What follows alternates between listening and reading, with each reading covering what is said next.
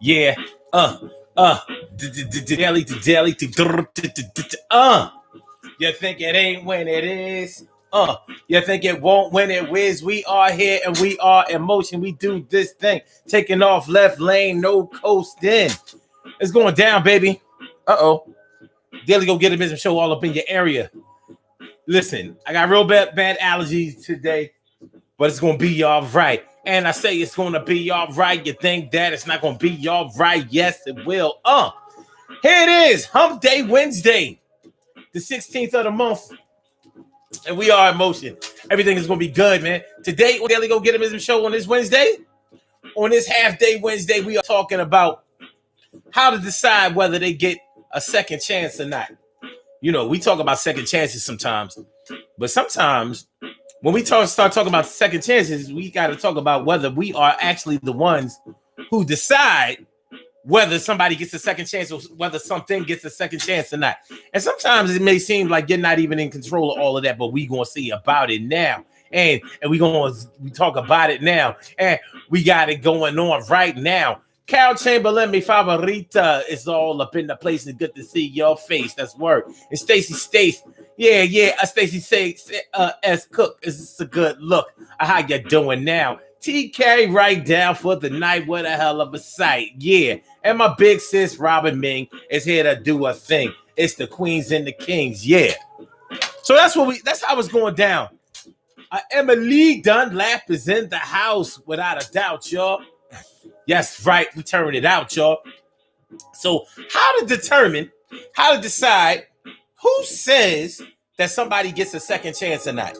Is it always you who decides whether somebody gets a second chance or whether something gets a second chance or not? And I'm going to explain to y'all in more detail about exactly what I'm talking about tonight on the Daily Go Get a Business Show.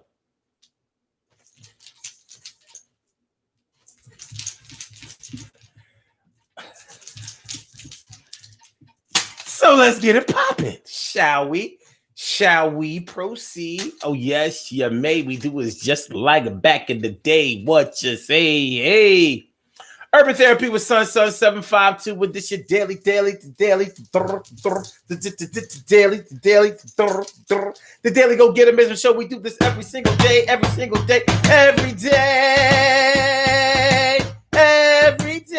it rains. Every day it rains. And the DG will do the same. I'm your host, Sun 752, aka Omar with the. And if you can't say Omar with the, well, then you just say Omar with the R's. The Daily Go Get a Business Show all up in your area. Listen. My allergies today was actually better than yesterday. It don't look like it right now. But by the middle of the show, it'll start clearing up. Everything is going to be right. Everything's going to be good. But listen, today on the Daily Go Get a Business Show on this Hump Day, Wednesday, the 16th of September, just a little bit past the halfway mark, just a little bit past the halfway mark. We are talking about how to determine whether something or someone gets a second chance or not. Now, a lot of people don't think that anything deserves a second chance. They say, listen, you got one chance to get it right the first time. Now, if you get it right the first time without any breaks or whatever, that's good, because that's the only way this is going to work. If you cut something off or you break something off or we decide to separate and not even date or even try to wait until things get better, if we cut it right down the side like a letter opener, did you know what I'm talking about? I'm hoping you give me another chance, and I'm tell you why. Because I really want to still be with you. Yes, so fly. But here's the thing. Here's what we're talking about. When we talk about how you decide whether something gets a second chance or not.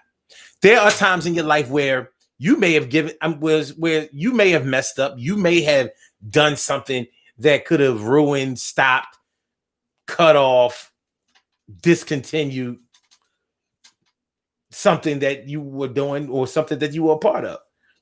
And maybe somebody gave you a second chance. Maybe you made a mistake, and it was the type of mistake that was like a fatal mistake.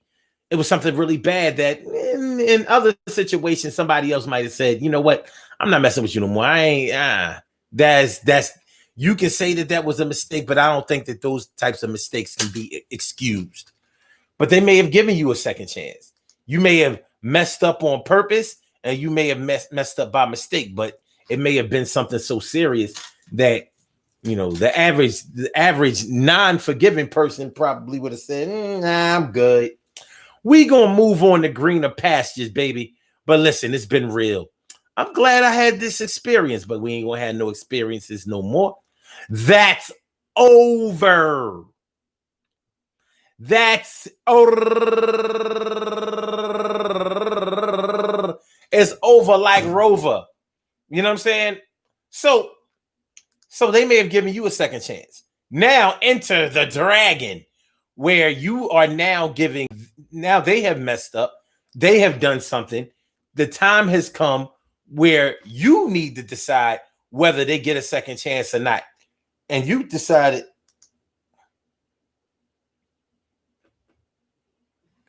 You decided no. You're not getting no second chance. I don't care what happened before with me, but no, you're not getting a second chance. And they might say, but I gave you a second chance. You gotta give me a chance. You gotta give me a second chance, because I gave you a second chance. I gave you a third chance. Maybe at the time in your life that you were dealing with them or dealing with the situation, you weren't in a good space. And maybe you did keep fucking up and fucking up and fucking up, but you were young, you were wild, you were free, you were on some other shit. You were not the same person as you are now. You've grown a lot. You've come way, way far. So yeah, somebody took their time with you. They were more patient with you or whatever. Now you've kind of come full circle. This is years and years removed from that. And maybe now the tables have turned just a little bit. Like you're more mature and they're actually more mature also. But they fucked up. So at the times when they forgave you, maybe you didn't deserve to be forgiven, but nonetheless, they forgave you. But now all that's water under the bridge, because you've sort of moved past all of that, acting that way, doing those kinds of things, being that type of person. So they still remember how you were. And they looking at it like, I forgave you for much bigger infractions than what's going on with me and you, or much bigger than what I've done to you. You mean to tell me you're not going to give me a second chance? And you might be like, oh, wait a minute. Let me get this straight. So this is how this works. I got to give you a second chance because you gave me a second chance. Even though that was a long time ago, and the severity of what I did is not even comparable to this. That's what you telling me? I didn't understand that. Shut up. So, and they like, yeah, that's what I'm telling you.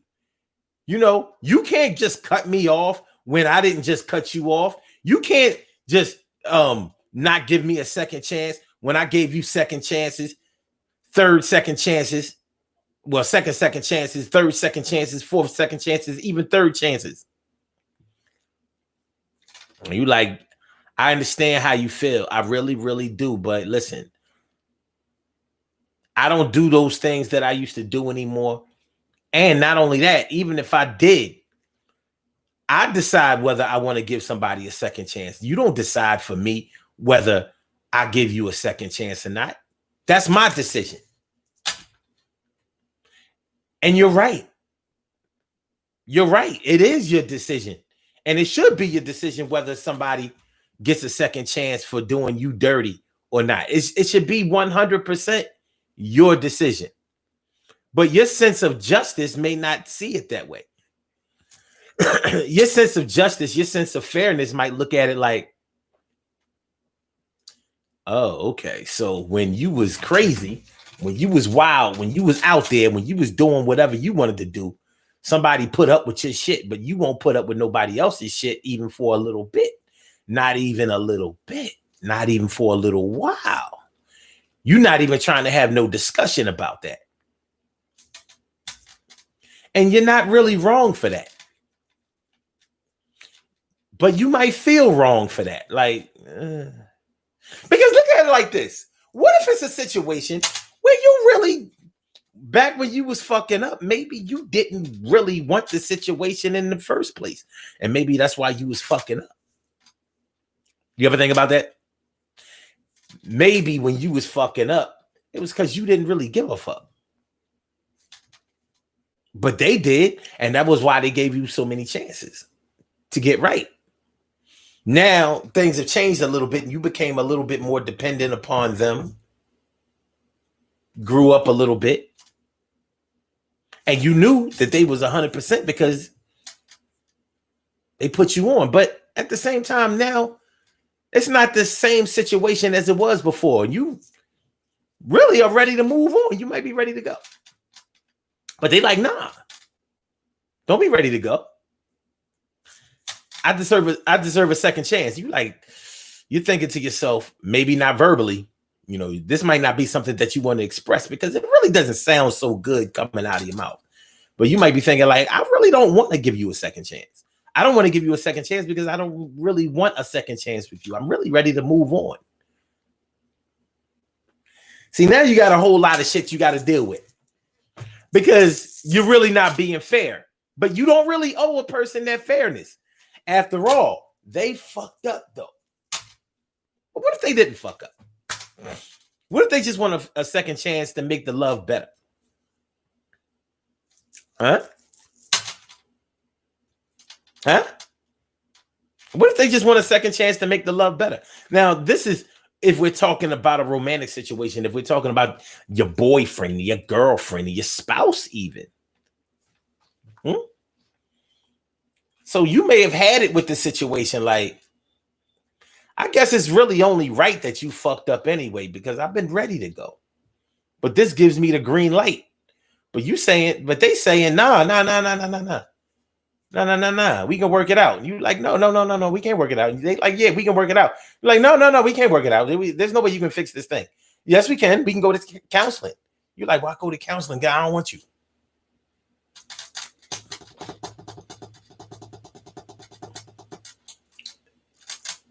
Why go to counseling for a problem that you don't really want to fix? Have any of y'all ever encountered something like that, either from yourself or from somebody else?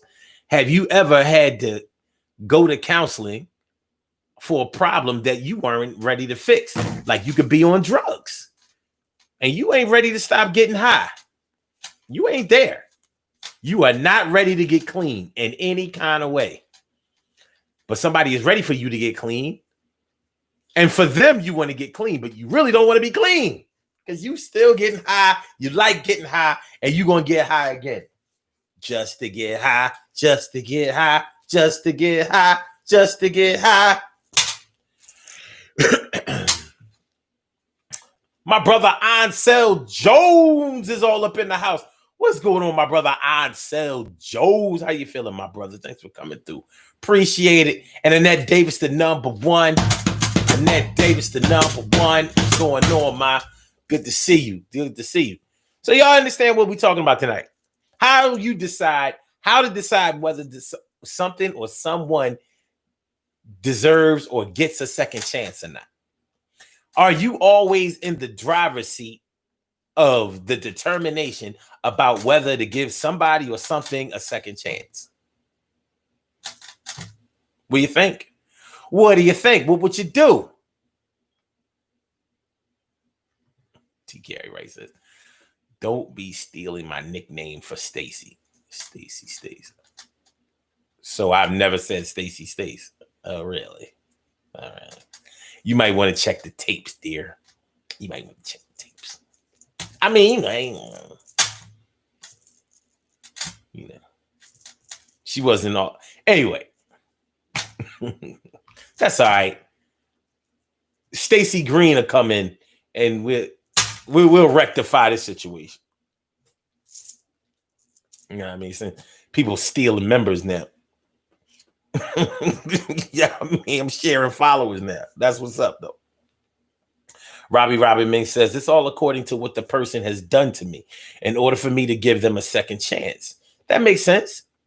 But just like I was saying, suppose they gave you a second chance before. You messed up bad before, fucked up royally.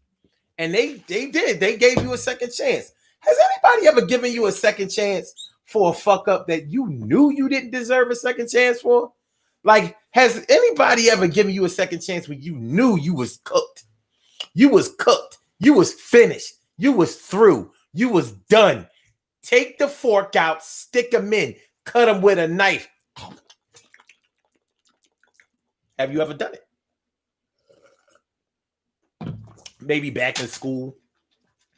You know, you ever do something in school that you know you should have got suspended for and you didn't get suspended? Damn, y'all only gave me an in-house suspension for that?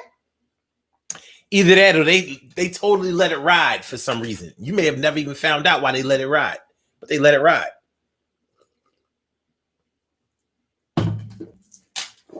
You knew damn well they wasn't supposed to let that ride. You are guilty. You guilty. You was guilty. But yeah, you got a reprieve. So in a situation like that where you know you fucked up and you may have fucked up on purpose, like you may have done something to somebody on purpose, throwing all caution to the wind, throwing the baby out with the bathwater, like, man, fuck it, I'm gonna do this shit. Whatever happens, happens to me. You know we've all been in that mode. I don't give a fuck what happened. I'm doing this shit. Yeah, somebody gonna answer the call for this one. Somebody gonna answer the call for this one. I'm doing this shit. I don't give a fuck. I'm sick of this shit. And you did it. Straight made a move. And you beat that shit. Have you ever done something so ill, so on purpose, that when they ask why did you do it, you didn't even give them an explanation? Like,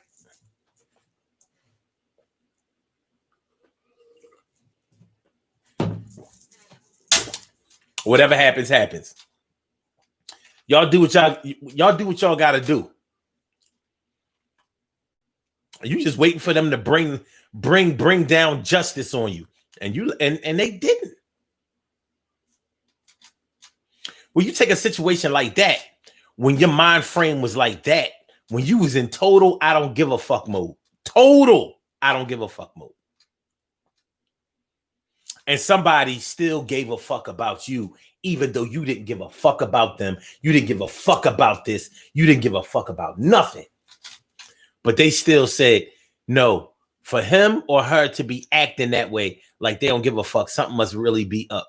So we're not going to do this. So they saw the good in you that wasn't even there because you didn't mean no good this time.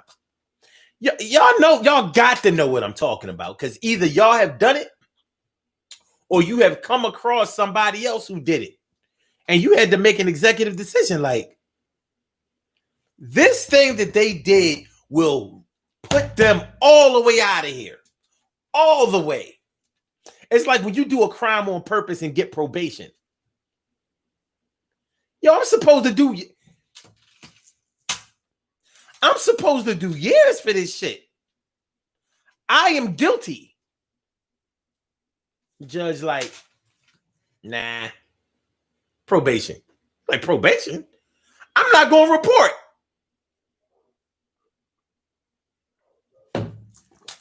I ain't going to report.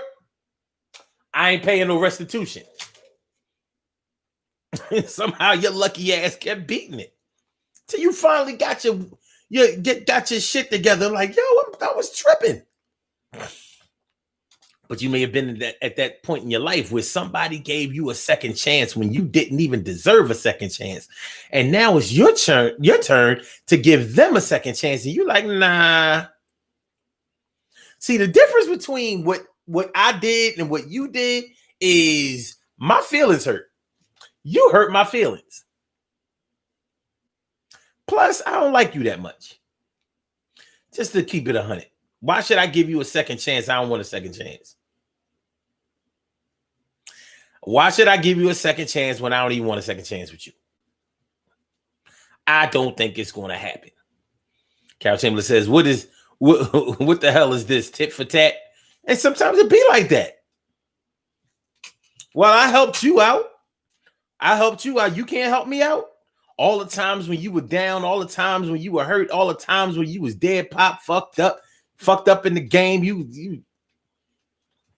I dug you out of many holes. You can't help me with this one little thing?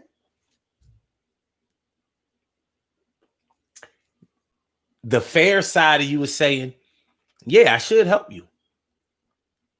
But on the inside, you like, why should I help you when I don't really, I don't fuck with you like that. And it's time I be honest with you. I don't fuck with you. Helping you is only going to strengthen a bond with you that I don't even want. Y'all know what I'm talking about? I feel like I'm talking to myself. Am I the only one who has ever experienced evil? Evil. I'm feeling evil.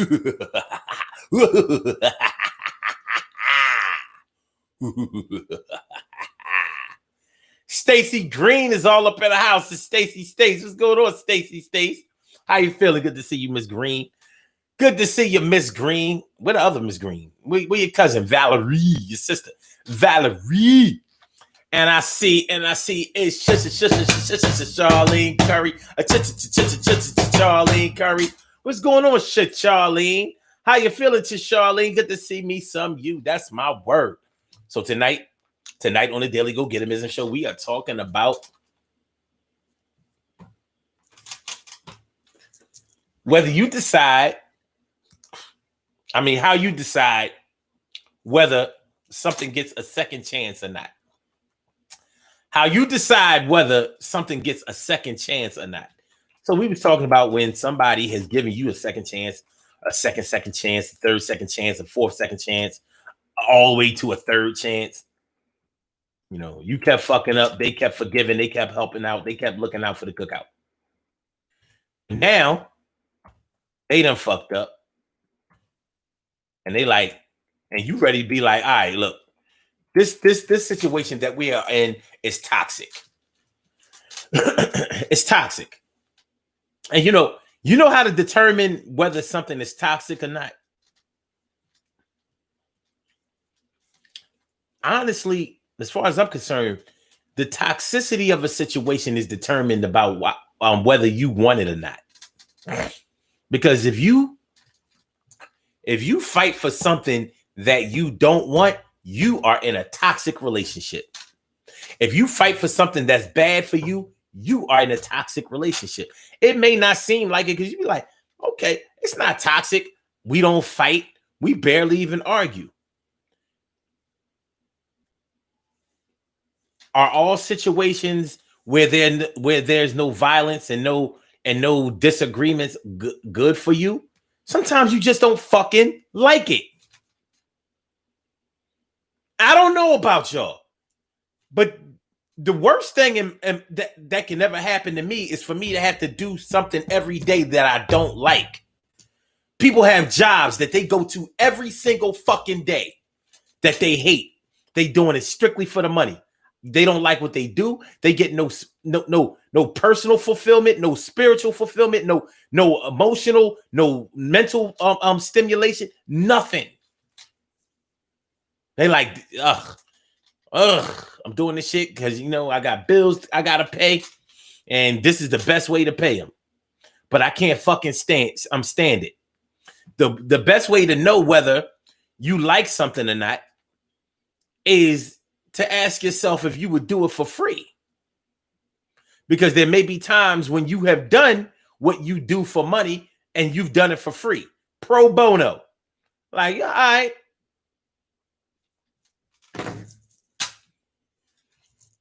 what I do at my job, I would actually do as a favor for somebody else. Because I enjoy doing it. It's something like you're a teacher. It's not like when you're a teacher, you only teach when it's classroom time or when you know that there's money involved. Like, look, don't even ask me nothing. Don't ask me for no information about nothing. Don't ask me about any instructional materials. Don't ask me about nothing. I only teach when I'm in the classroom. What kind of teacher would that be? And unfortunately, it seems like there are some teachers out here that are kind of like that. But a teacher who only teaches for the money is a shitty teacher. That's a teacher that should have been vetted out of that profession all the way out. Would you want your children to be taught by a teacher that was doing it just for the paycheck? The only people that should ever teach children in a classroom are people who love to teach, love it, and they should love children also. Yeah, that's a profession, in my opinion, where you should love what you do, adore it. You should be born to teach. If you only teaching, because well, I do a little substitute teaching on the side, you know what I mean? Get a couple of dollars. No, you don't have no business teaching. Not that you can't do it or shouldn't do it part-time, but you shouldn't do it part-time for the money. You should do it part-time because, listen, part-time, I get to change lives. Part-time, I get to develop people. Part-time, I get to mold and shape and develop our future. I get to make an impact in this world. That's why I do substitute teaching. Not because, all right, before they was only paying $75 a day. Now they paying $125. So yeah. Substitute teaching, baby. Substitution. Yeah, sub. I do that shit. I do it on Monday, Tuesday, and Wednesday. Because I work Thursday, Friday, and Saturday, Sunday. Nah. Not a good look. Not a good look. Not a good look. But that's one of the ways one of the ways that you can decide and determine whether you are in a toxic situation. You're in a toxic situation when you don't like the situation that you're in. That makes it toxic.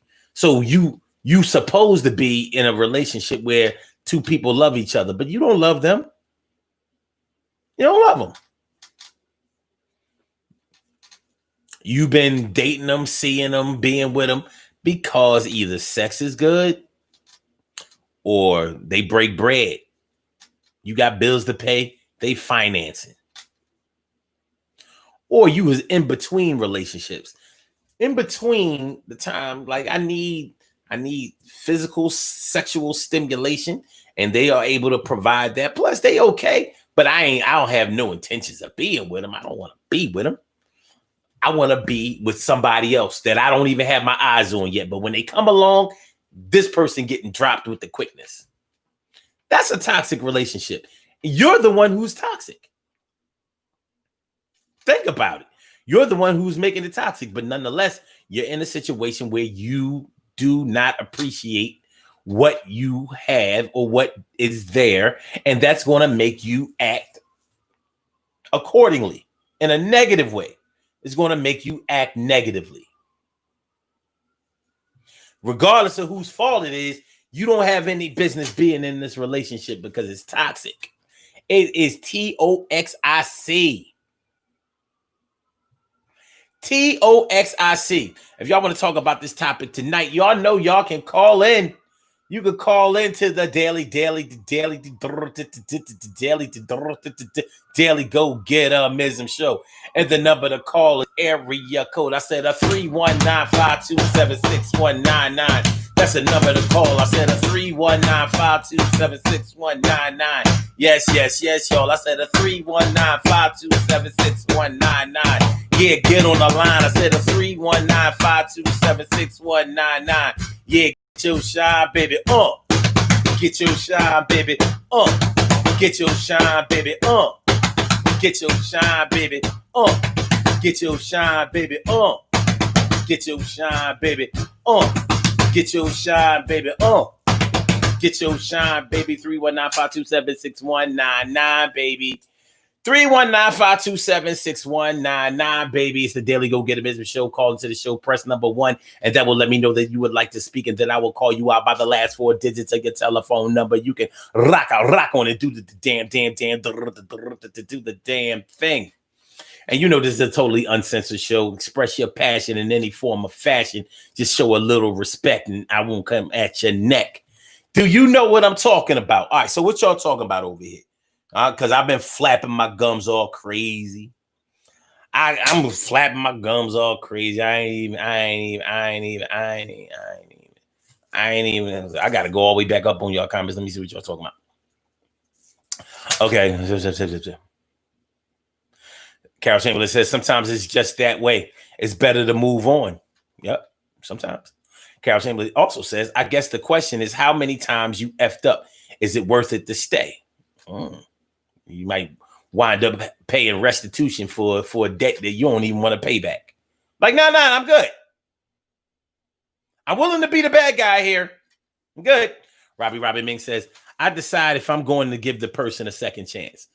Sounds right. But that person may give you a little help on whether you decide one way or another. Come on, Robbie. Come on. I was there for you. Annette Davis says, shit, I wanted a second chance and I wasn't the one that fucked up. It happens. That definitely does happen. You wasn't even the one that fucked up, but you the one who needs a second chance. Because some people fuck up and they be like, well, I can't repair this situation. There's no way I'm ever going to be the good guy in this situation. Or they feel like I fucked up so bad that eventually this person is going to get me back. So I better get the fuck out of Dodge. That's what cats be thinking. I can't recover from this. They going to come back and they going to bust my ass. They going to wait till I sleep. They going to, throw some rat poison up in my spaghetti. They going to do something. Take out an insurance policy on me and then put a hit out on me. On some ID channel shit. Like what was the name of that bull? Y'all remember all the way back in like 89. Remember the bull up in Massachusetts, up in Boston. He got his wife shot in the car, and he got himself shot too. But he got himself shot non-fatally, but made sure that his wife got killed. And he said some black guys did it or whatever, but he had paid the motherfuckers to do it. He had paid them to do it, and they found out. You know what I'm saying? He had Boston. Boston is already really bad as far as racial relations are concerned. Boston has always been notorious for their mistreatment of black people. Yeah, New England is real shitty when it comes to black people. Those who live up there or live near there, they know. You don't want to be black between Connecticut and Maine. Anywhere between those states, whether you're talking about whether you're talking about Connecticut, Rhode Island, Massachusetts, Vermont, and Vermont is New England, but it's more inland, you know what I'm saying? Like it ain't on the coast. You know what I'm saying? Vermont, a lot of snow, good, very good skiing, from what I understand. Good, nice resorts. But anyway, New Hampshire and Maine, all white. New England is all white. There's not New Africa up in that motherfucker. But yeah, at the time, they made race relations even worse up there in Boston. Even worse. They was pulling over black people left and right randomly, searching them, locking them up, and all this old crazy shit. And come to find out that the boy had murked. Oh, that's what happened. He didn't hire somebody. He murked her his damn self. He shot her and shot himself. Yeah. I think he committed suicide. Did he commit suicide? Y'all remember this shit? Anyway.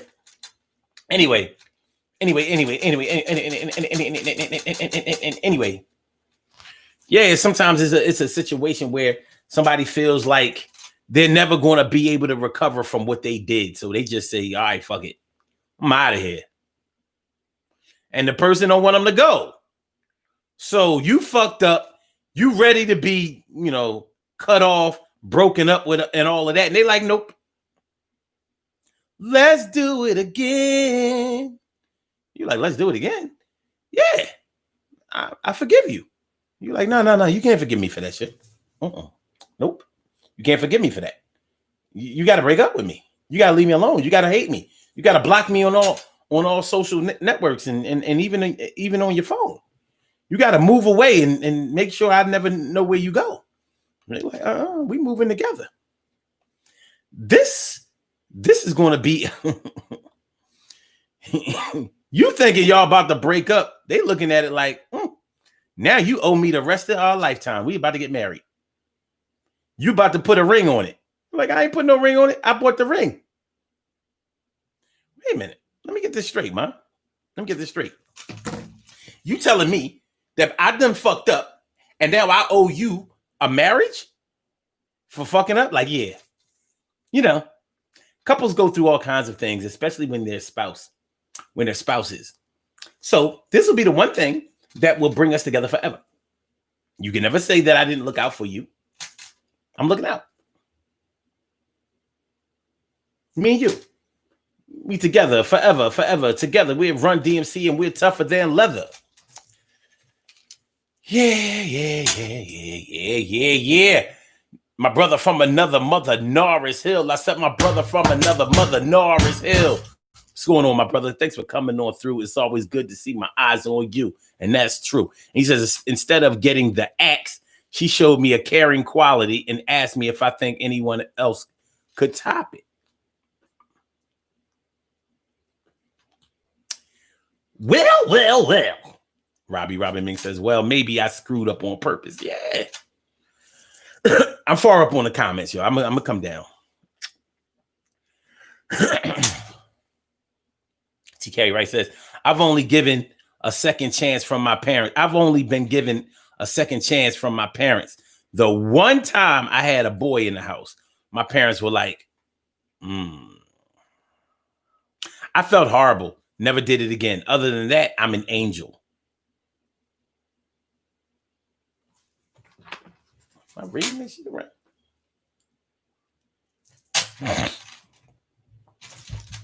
The fuck?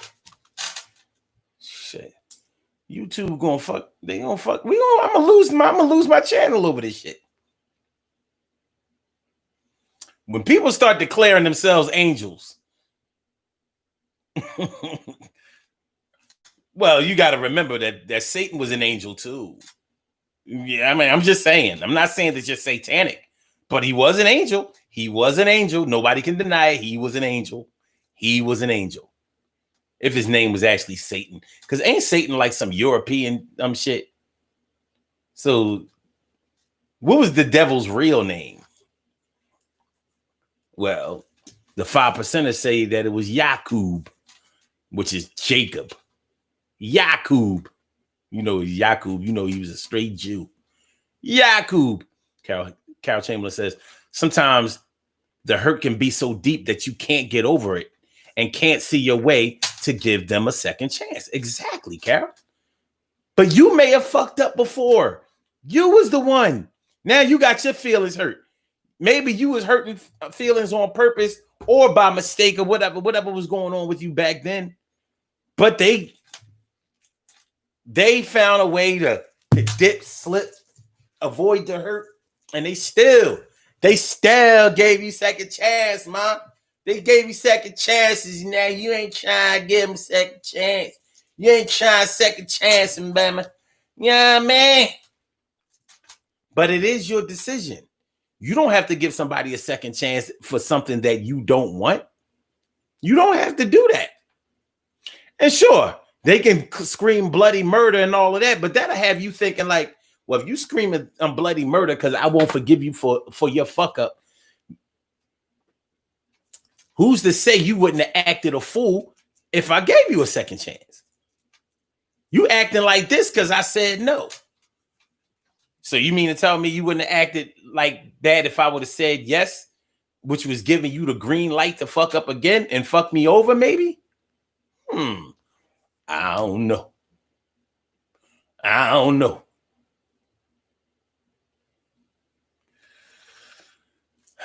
Robbie Ming says, screw me once, shame on me. Screw me twice, shame on you. Shouldn't it be the other way around? Screw me once, shame on you. Screw me twice, shame on me. Ain't that the way it's supposed to be?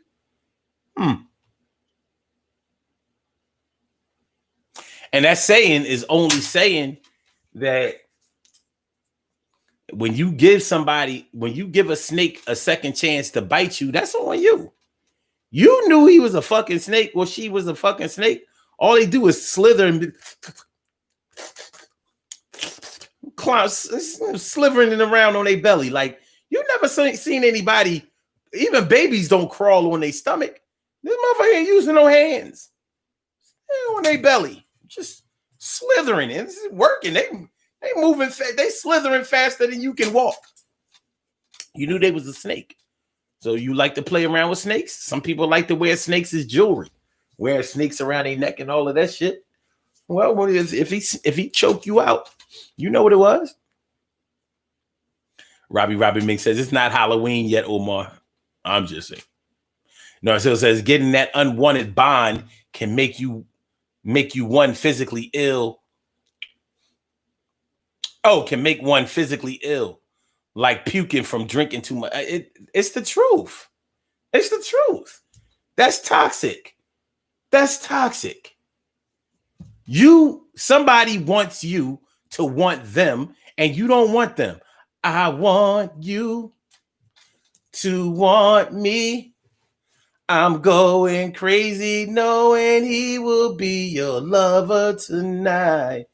And when he comes, I'll let you go. I'll just pretend that you walked out the door. Oh, no. I can't sleep. Oh, no. I'm going crazy for love over you. And that was the last time that Lionel Richie sung for the Commodores. He had a plan. They could have gave him a second chance, but as soon as he got his first chance at going solo, he was like, shit. Commodores was like, no, we give you another chance. He was like, fuck you and your second chance. I'm going to go dance on the ceiling and win a bunch of Grammys and jerk Prince out of getting paid. Jerk Prince out of getting all those awards for Purple Rain. Prince just knew he was going to win all the awards for Purple Rain like Michael Jackson did the year before with Thriller. It was his time. Like, yo, ain't nobody going to fuck with me. Lionel Richie came in and stole all the awards. That shit was a robbery. I was like, yo. He won for Hello. Hello wasn't a better song than When Doves Cry. Hello, is it me you're looking at? That bullshit out of here. Dancing on the ceiling and shit. And what is that shit? All night long. Fuck out of here. He won all. Yeah, I was salty as shit. Talk about hating. I never forgave Lionel Richie to this day. I was like, yo, Prince was supposed to be Michael Jackson that year. Instead, Whack ass Lionel Richie. Yo,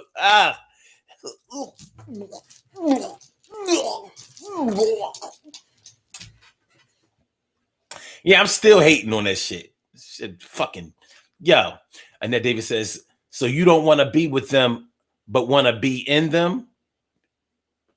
Oh, you talking about yeah, it might be a case like that. Yeah. Nobody's saying that you're right. You just don't want to give somebody a second chance. I mean, you like, okay, all right, and that, like, think about it. What can you really do as far as your feelings are concerned? Now, more than likely, you're the type of person that would keep yourself out of having to deal with a situation like this. But other people may have put themselves right there in the line of fire. So it's like, okay, I wouldn't normally deal with somebody for just a physical relationship, but the person that they dealing with might have been okay with the physical relationship. Okay, we just gonna be fuck buddies. Okay, I'm down with that. I don't really want nobody. I just really want to, you know what I mean, have somebody to talk to every now and then and make sure we get to do the nasty every now and then, or a lot of times and then. Y'all might have that agreement, but you know how that starts. You know how that goes. It starts out like, all right, we just fuck buddies. But, you know, when the fucking get a little bit too good, now one don't want to be a buddy. No, we're not fuck buddies. We're lovers. Or how we lovers? We just fuck buddies. We're lovers. Well, how we lovers? I never agreed to be lovers. We're lovers because we do everything that lovers do. Oh, yeah, name them. You talk to me. Yeah, I do. You call me on the phone. Yeah, I do. We fuck. Yeah, we do. You don't even leave right out after we fuck. No, I don't. I cooked for you a few times. Yeah, you have. You even bought me presents. Birthdays, you know, little holidays and stuff like that. Yeah, but we just fucking. Yeah, we was just fucking, but a lot of couples that ain't just fucking do less than us just fucking buddies do. So I don't want to just be just fuck buddies anymore. We've already gone past that. So what you gonna say? Well, since I've already outperformed this contract, yeah, I gotta offer a new one or whatever. It's ultimately your decision. It's ultimately your decision. Unless you want to put somebody in the position to make that decision for you. So I can understand how you feel. Like, yeah, you don't want to be with somebody, but you still want to have sex with them. That kind of happens every day and quite frequently for a lot of people. And when I say a lot of people, whatever you think that is, double it, triple it, however it goes. A lot of people in that situation. You may like somebody physically, but you may not like them. I mean, it's really common, and it's easy to do. You never let me get this straight. You never fucked with nobody that you didn't really like? Like, I fucked with women that I didn't really like. I just didn't fuck with them very long. But you have to find out whether you like somebody or not. You may have thought you liked them. You may have even liked them until you got to know them more. Then I said,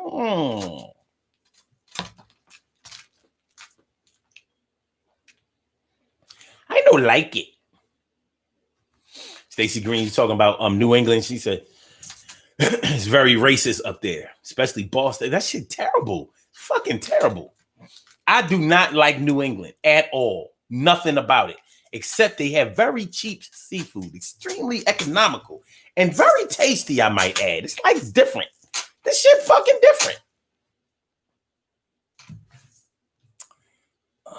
Annette says, that guy's name was Charles Stewart. And oh, damn, you know, Annette, you got a better memory than people give you credit for. How you remember that shit? Or did you Google it? It don't even matter if you Google it. You found it out. Charles Stewart, yeah. He had Boston on fire. on fire. Motherfuckers was getting arrested left and right. They was just going to Roxbury, gripping motherfuckers up. Like, you fit the description. What description is that? Black. The dude shot his wife himself. How you gonna fit a description that don't exist?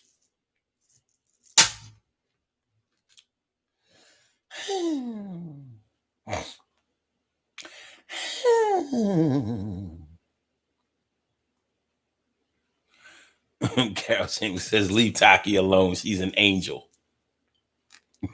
You're right. Her, Satan.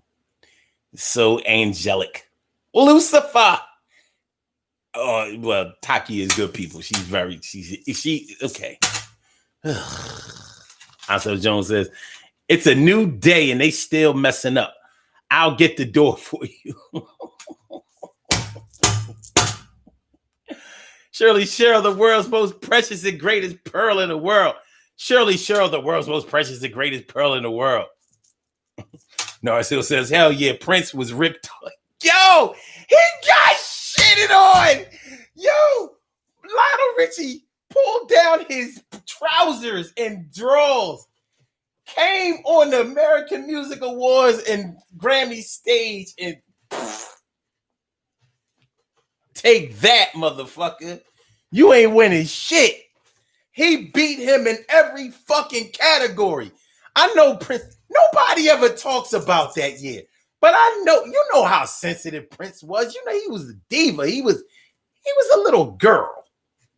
Yeah, people get mad. Prince fans get all pissed off when you start talking about how girly Prince was. But the motherfucker dressed like a girl. He act like a girl. He had emotions like a girl. May he rest in peace, but he act like a girl. Anyway, you know what? Can you imagine what it was like to be part of the revolution? You know, it was Prince in the Revolution. Can you imagine what it had to be like to be a revolution member when after the Grammys, after the American Music Awards and the Grammys that year? Can you imagine? Imagine him running around breaking shit. Fuck everything. I'm not writing nothing for. I wrote songs for everybody in the fucking industry. I'm not writing nothing for nobody else. I'm gonna write one song for every fucking singer in the fucking industry. From motherfucking Cyndi Lauper to NXS. Everybody getting one song. It's gonna be the same motherfucking song. They will not fuck with me, you know, because he was petty.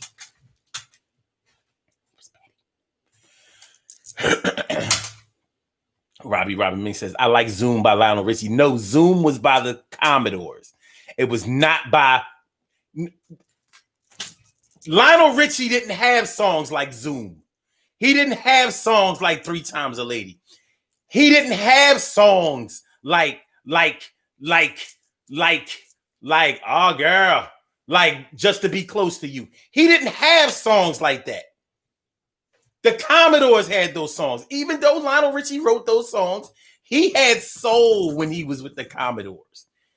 One thing he did not have as a solo artist was soul. All night long, all night. I'm not giving Lionel Richie a second chance. He'll never get a second chance with me. He sucks. Fucking sucks. He sucks. It's garbage. Christopher Catchings, what's going on, Chris? Thanks for coming through. Appreciate me some you. Yeah, Lionel Richie gets no he gets no second chance with me. That did it.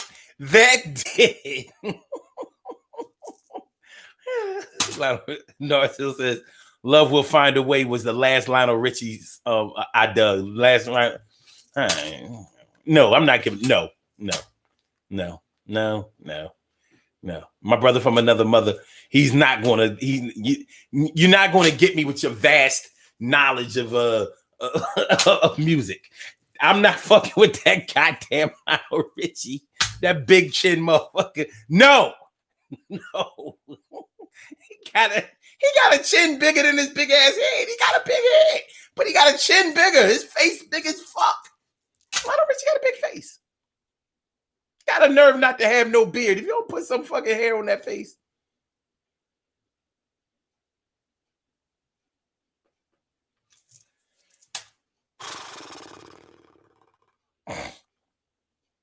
Okay. Look, so who said? Wait.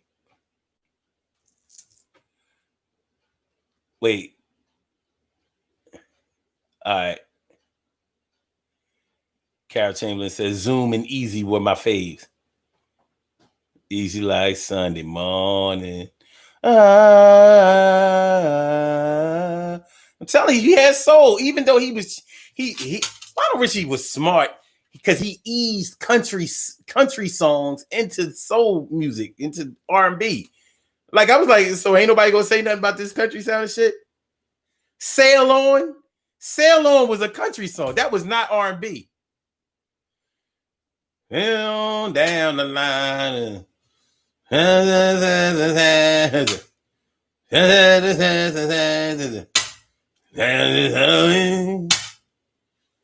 It was plain to see that a small town boy like me had a cup of tea and time for thinking. Like that shit was a straight country song. I was 8, 9 years old when it came. I was like, this ain't. Even I knew something was odd about this song.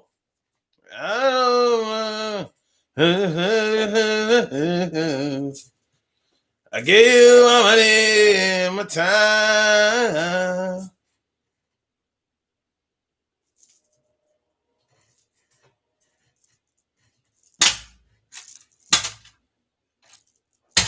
Sail On was a country song. It was not R&B. No kind of way. If you go back and listen to it, you're like, yo, this is great. Even they had the country music. Down. You know that country guitar shit. Down. What the fuck? Yeah. Got me. Christopher Cassie says, is Baltimore considered New England? No. I can see if you ask, like, if New York was considered New England. Because I kind of, in a way, it kind of is. It's the last stop before you get to New England. You know, you live in New York City, in any of the 5 boroughs, the tri-state area. This tri-state is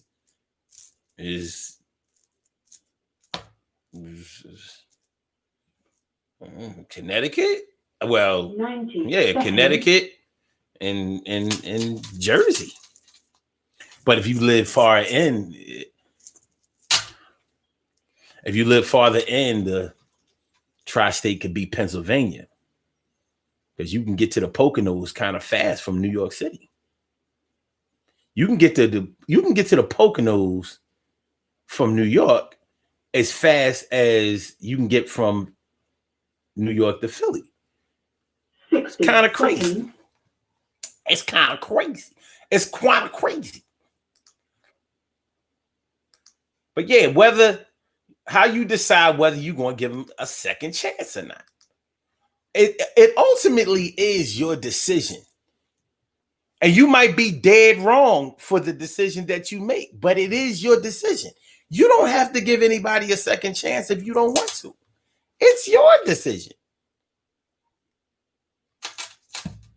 But you might be wrong. Yes. Now, Baltimore is definitely not New England. Look at this shit. And Baltimore is nothing like New England. Nothing like New England. Nothing like New England at all. Marylanders, that's the most northern you can be and still be down south. But, at least if you black, you can live in Maryland. It's hard on niggas in New England. Anywhere from Connecticut to Maine, it's bad. Real bad. And people be thinking I'm just exaggerating until they actually go up there just to visit. I don't even like to go up there to visit. Samaj Network, what's going on, my brother? Samaj Network. That's what I'm talking about. You know what I mean? Alabama all up in the house. Yo, man, you all right down there? Because you know, y'all got the Hurricane Sally going on. You good? Hey, yo, my nigga, you good? You good? You know what I'm saying? You all right? I mean, you straight? You cool? I want my man to be all right. Make sure that y'all hit that like button, man. Make sure y'all hit the like button. Make sure that y'all subscribe to the channel if you haven't subscribed to the channel yet. Make sure that you share the show. Share the show. Share the show. Share the show. Narciso said Prince wrote Manic Monday for the bank. He wrote that? That might have been the most non-Princess. Normally you can tell the songs that he writes. It's just another Manic Monday. I wish it was Sunday. You got me singing this book. I ain't like this song. All right. Yeah, you know what I'm saying?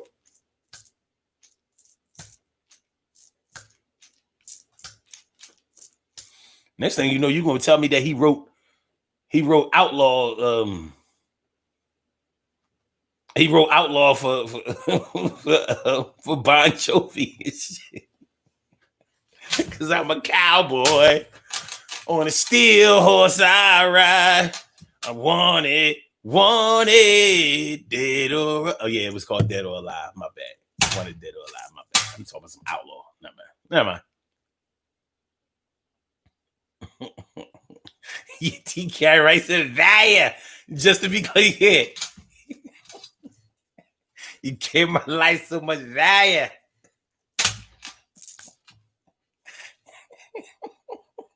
It really didn't. Really? Matera things. Oh, girl. I thought I had so much value. It really didn't have any value at all.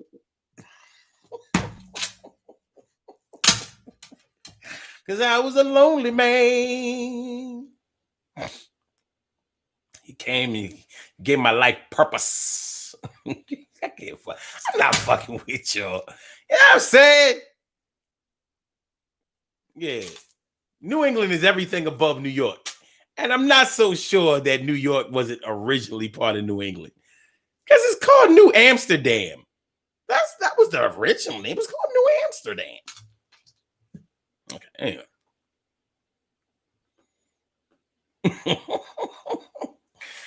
Chris just asked, he knew damn well. He knew, y'all gonna let Chris bait y'all if y'all want. Y'all keep letting Chris bait y'all if y'all want. I see what's happening here. TK Wright says, I agree at Sail On. Ain't no way. Yo, listen, it was a country song through and through, Alpha to Omega.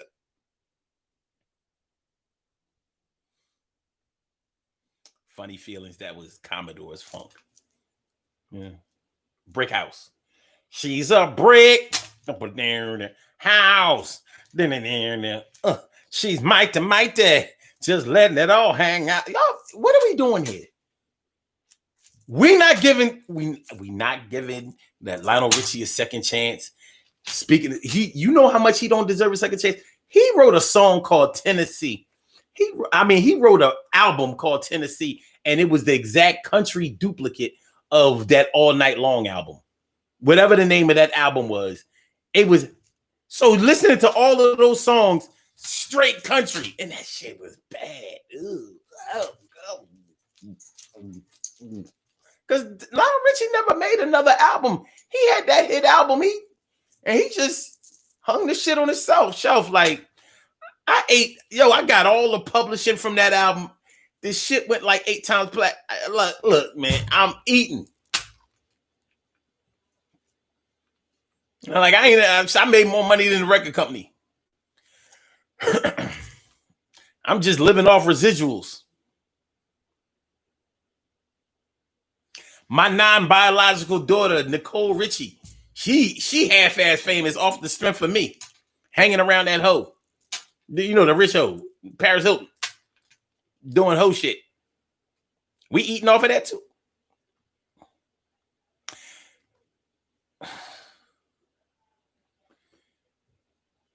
Samaj, he from Alabama? Wait a minute. I thought he was from Tennessee. He named his album Tennessee. Okay.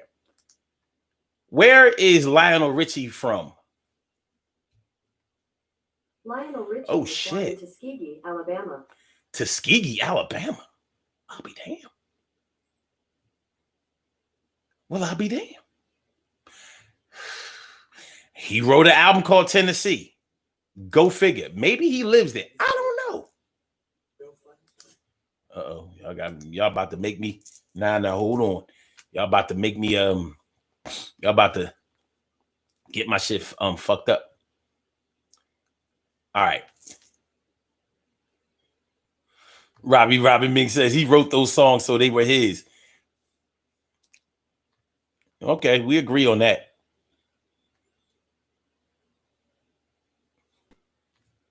We agree. Christopher Cashin says Sail On was covered by Destiny's Child and still sounds like a country song. Why would they cover that?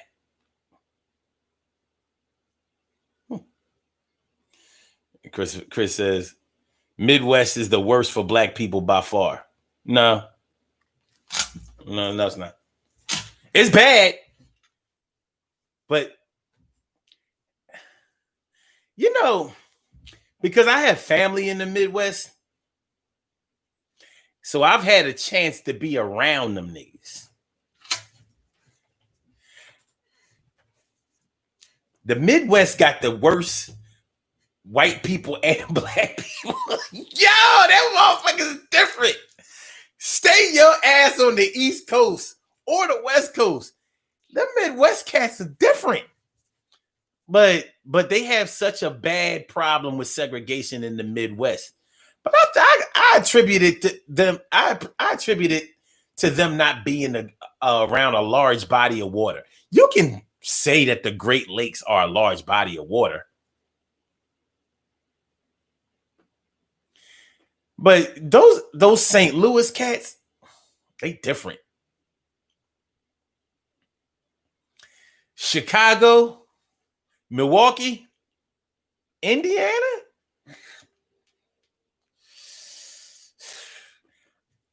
I know that my brother from another mother, Nars Hill, is from Ohio.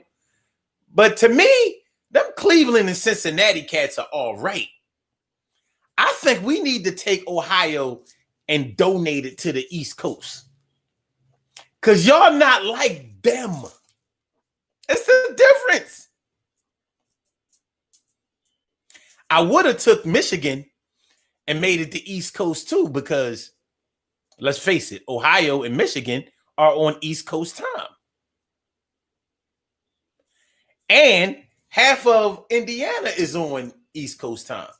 So I'm like, how you explain that? But all of Michigan is East Coast time. All of it, the whole thing. It's physically not in the Midwest, but they say it's the Midwest. I'm like, well, it's sort of over on this side. I know, but you know, it's over on this side, but you know how the US do like this. It do like this, and that's Maine. And then you got that area in there that they say is Canada. And on the other side of that is Michigan. And then Michigan is separated from Illinois with Lake Michigan. It go just like this in a U. I'm like, but when you get on the other side of that lake, then they on Central Standard Time. Michigan is all the way on the other side of the lake, and it extends all the way over there. Like, yeah, but it's still Midwest. And I'm like,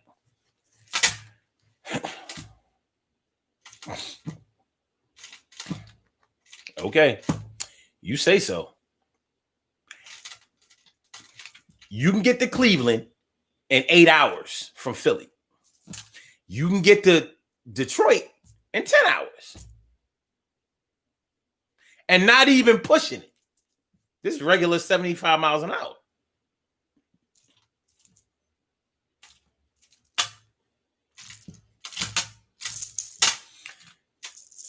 Now, I will give it to them. Like Detroit, they are straight Midwest the way they act. They use very different. But I liked it. I like my people from the D. I like Detroit. I never spent no time there, but I like the D. We about to get on. We got to get on up out of here.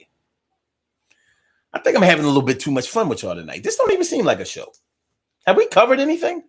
We was talking about we was talking how to decide whether to get a second chance or not, right? Something like that. All right. Chris threw me off. Talking about how the Midwest is the worst for black people. It's bad, but if it's so bad, how come black people in the Midwest seem like they love white women so much? Or they just seem like they down with interracial relationships. I never heard them bitch about it. Okay. Tuskegee, Alabama, Lionel Richie, hometown, small town, entire town black, small Africa. Well, you learned me something today. That's what's up. You done learned me something. Somebody says, man, the weather ain't no joke. Yeah, you be careful, man, because that shit. That Hurricane Sally thing is real. You know what I mean? Carol Chamberlain says, you started this. LOL, leave Lionel Richie alone. No. He ain't leave me alone. He ain't leave Prince alone. He killed Prince. Him and Madonna. And you know how I know it was him and Madonna? Because they the only pop stars left.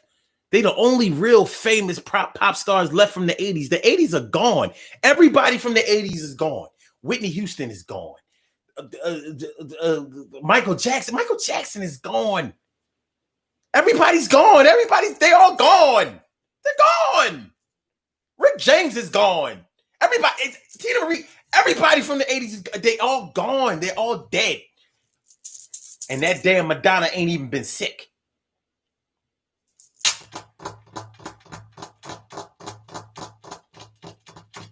Or Lionel Richie.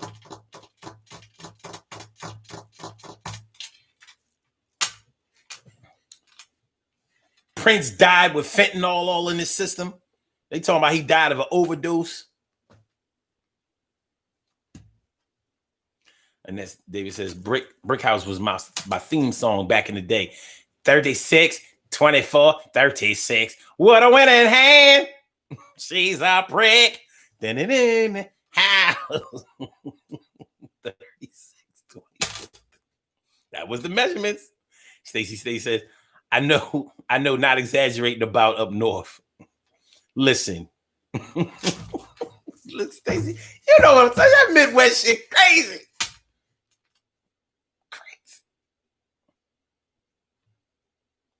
Somebody says he did We Are the World. Yeah, he co-wrote the song with Michael Jackson. He did. I just found out yesterday that Prince co-wrote one. The reason that Prince wasn't in the We Are the World shit, because he didn't want to be part of nothing that Michael Jackson was in. They was beefing. It was serious beef. You know what I'm saying? Like, he did write one of the songs that was on that album. And they wrote USA for Africa. Did that help Africa? Like, this is your idea? We gonna send money to Africa? These niggas, I mean, think about it. This is 1980s during the Reagan era, right? Reagan era. The most racist, worst. People think that the Trump era is bad. It was nothing compared to the 80s with Reagan. Nothing. We don't look at it that way because we got through it. But everybody who lived through it and was old enough to remember know how bad race relations was in the United States during the Reagan era. It was terrible. And he ain't do nothing. He was like Trump in a way. He was like Trump, but he had a lot more touch, tact. He wasn't wild with it. And he was horrible. So they wrote a song called USA for Africa because it was kids in Africa starving. Meanwhile, this is when the crack era was just ramping up. That shit should have been USA for niggas. It should have been, thinking back on it, it was a noble deed We are the world. We are the children. We are the ones that make a brighter day. So let's start giving.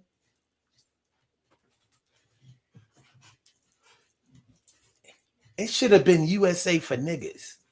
Like, yo, New York, Chicago, Philly, Detroit, LA, anywhere, any major cities and all of that shit. Black children was fucked up. You know how many kids, kids back in the day couldn't afford no shell top Adidas? They couldn't afford shell top Adidas. We was running around eating powdered milk, y'all. Free cheese. Waiting in cheese lines and eating powdered milk. Powdered eggs. Flour. And we sent USA for Africa. How much money how many records would you have to sell in order to save Africa?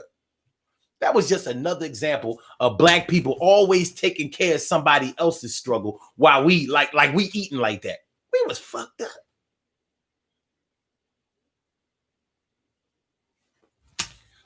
Shit. My favorite parts in the damn USA for Africa song and We Are the World was Bruce Springsteen and Bruce Springsteen, Ray Charles, and my man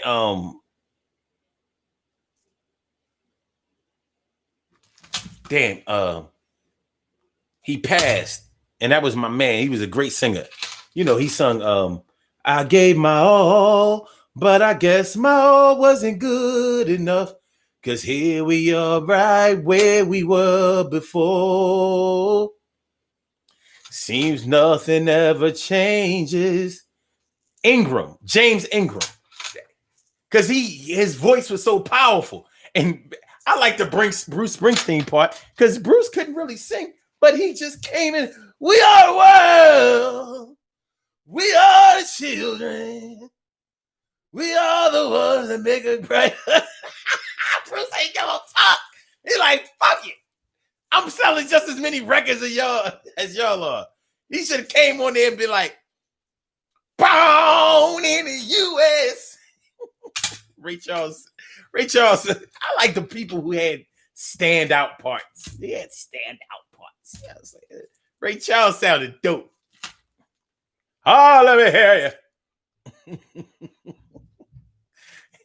And James Ingram, he was dope. All right, rest in peace, James Ingram. Yeah, from the 80s. Gone. Dead. Okay. No, so it says back on topic. Getting arrested twice for the same shit is an example of giving a second chance. Yeah, like with me with 3 DUIs and shit. Yeah. But only having to serve, only getting sentenced for one. Lucky, yeah. Lawyer, yeah. Second chance, hell yeah. 10 years trying to dig myself out of that fucking hole. Yeah, that's definitely a example of hard head, soft ass, all that good shit. Okay.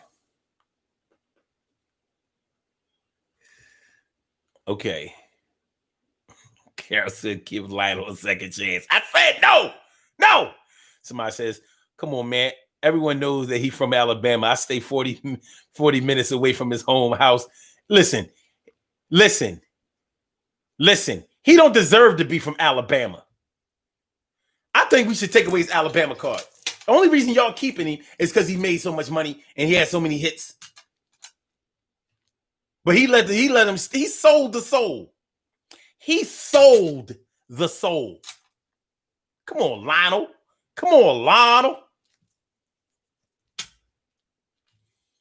He said from his home house and the club they used to perform at before they blew up. He came back 40 years. Every 40 years. Carol said the 45 era is terrible. It is. I think the Reagan era was terribler. Reagan had 2 terms, though.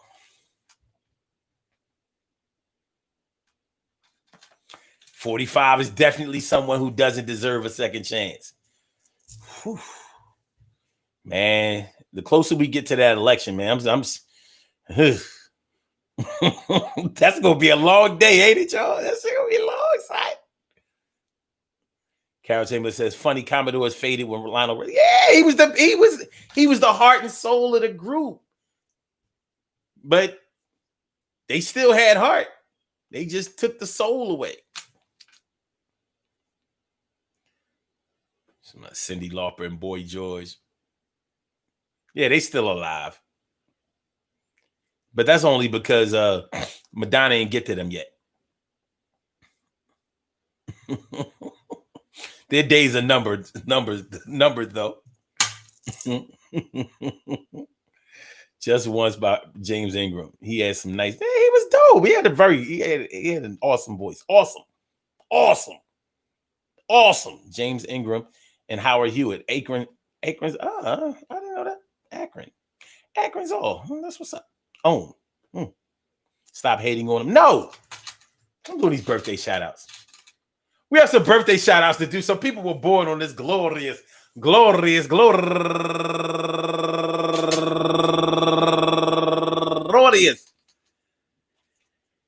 September 16th, and they deserve to be acknowledged. So let's go about our business of acknowledging them and making them feel special because they are special, because they are special, because they are S-P-E-C-I-A-L. They are S-P-E-C-I-A-L. They are number one out the box. Go get her, Brandy J. Wilson. Y'all know Brandy J. Happy birthday to you, Brandy J. Doing the damn thing. Turning 41 years old today. That's right. Rock out, rock on. And Tashana Green turning 50 years old today, 1970, baby. Yeah, the blonde, the cripple, the crazy. That's right, 1970, baby. Tashana, happy birthday to you. Turning a big 5-0. And Talisa Jones Smith, happy birthday to you. And Wakeela Hurd turning 39 years old today. And Dana Lucas turning 48 years old today. And my man, Timothy Dwayne Johnson Jr. Go get a Timothy Dwayne Johnson Jr. turning 37 years old today. And Prince Muhammad L. turning 54 years old today. And Chase Lamar Smith, comedian Chase Lamar Smith, happy birthday to you. And he's raising money for No Dreams Deferred. So good looking out there. And also Juanito Wilburn, happy birthday to you. And my uncle turning 82 years old today, still looking great, still hanging on, doing the damn thing, still healthy. Willie L. Games, my mama's oldest brother. You know what I'm saying? Holding it down. Happy birthday, Unc. You know what I mean? Love you to death, resuscitation, love you back to life. And last but certainly not least, my high school buddy, Sonia Small, turning 49 years old today. Happy birthday to you, Sonia Small. I want to say happy birthday to all of you and anyone else out there who shares this birthday on this glorious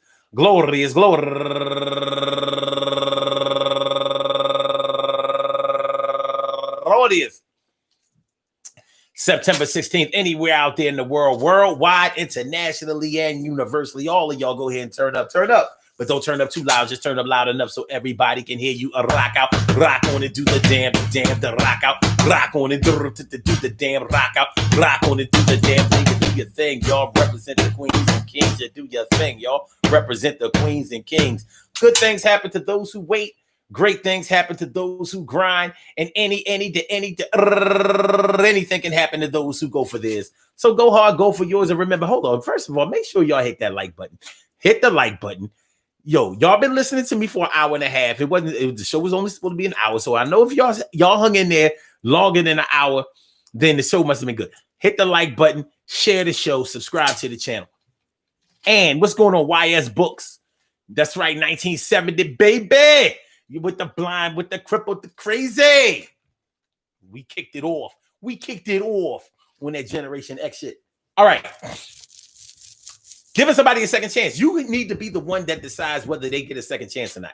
Don't let nobody take away your ability to give somebody a second chance. Don't let people be guilt tripping you like, yo, you got to give me a second chance, son. Hey, yo, son, I gave you a second chance. You got to give me a second chance too. No, you don't. You ain't got to do nothing but stay black and die. And that's even if you white. That's all you got to do. That's all you gotta do. No, honestly, you may not be feeling giving somebody a second chance. And why make a second chance worse than the first chance by giving them a second chance when you're not even feeling the first one? You're gonna give somebody a second chance and you wasn't even feeling them on the first one. YS Brooks says, are you from Philly? Hell yeah. You know the land of the John and the bull. The land of the John and the bull. Yo, the John left the bull for another bull. You know how the John left the bull for another bull. He's a dickhead. He's a dickhead. I said the John left the bull for another bull. What you doing, son? Hey, yeah, hey. I said the John left the bull for another bull. Yeah. I said the John left the bull for another bull. That's right. All right. No, I ain't go to G-Town High. I went to Franklin Learning Center. I should have went to G-Town. I went to Germantown High for a day. One day. That's a whole nother story. You know what I'm saying? But I'm definitely from the G, and I'm from around the way. Pulaski Town all day, every day. Yeah, no? But yeah, why give somebody a second chance when they don't deserve? Well, when in your heart and your mind, you know that you're not going to give them the second chance that they really are pressing for, pulling for. The decision is yours. You can't, when your feelings are hurt, you mean to tell me that you're going to spend time deciding whether somebody hurt you more than you hurt them, or whether you hurt them more than they hurt you? So that's what you're going to base your decision on. Listen, if you feel like you and a person in any situation have it to make it in the long haul, then do it. Other than that, screw it. Either do it or screw it. Ain't nothing to it but to do it. For those who can dance and clap your hands too. My man says, you know me? You know me? Let me see. YS Books. I got to see your picture and see your real name. You might know me. You might. If you live around the way.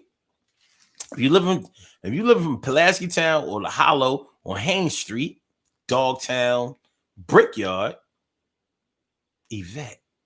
Your name is Yvette. Yvette Books? What's your last name? You don't have to. Yvette. You lived on Zerelda? Oh, so you live down the Hollow. Did you go to Pickett? Did you go to Kelly? Did you go to Pickett? Did you go to Kelly? Did you go to Pickett? Did you go to Kelly? Kelly Pickett.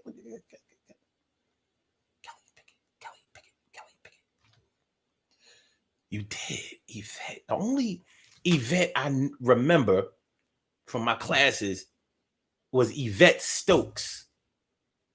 Yvette Stokes, she was a short, brown skin, little cutie. That's the only one I remember. But I do remember her last name, Yvette Stokes. That was her name. That's you, Yvette Stokes. I remember you. How you been?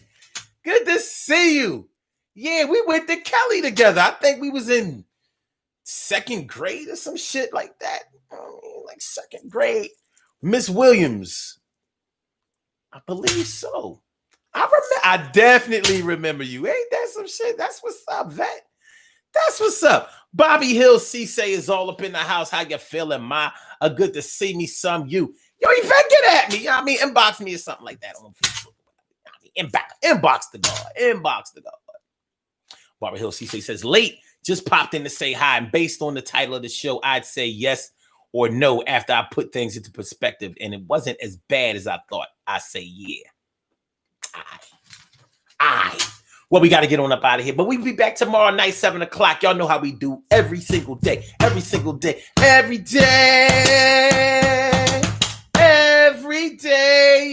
it rains. Every day it rains. And the DG will do the same. Thanks for coming through, y'all. Appreciate it. Make sure that y'all subscribe to the channel. Make sure that y'all share the show. Make sure that y'all hit that like button. And we will be back tomorrow night. Y'all gonna give me a second chance. If you listen to the show for the first time, you're gonna give me a second chance. I promise to do better. I promise. I mean, this time I'll be sweeter. This time I'll be sweeter on some old. I mean, this time I'll be sweeter and shit. Yeah. This time I'll be like, I gotta get up out of here. All right, Blog Talk. We gonna holler back, man. Peace. You know what I mean? I holler. And yo. Peace to all my day ones, my everydays, and my brand news. Peace to all my day ones, my everydays, and my brand news. Love y'all to death. Resuscitate y'all. Love y'all back to light. Y'all be good. Holla. Peace. Yeah.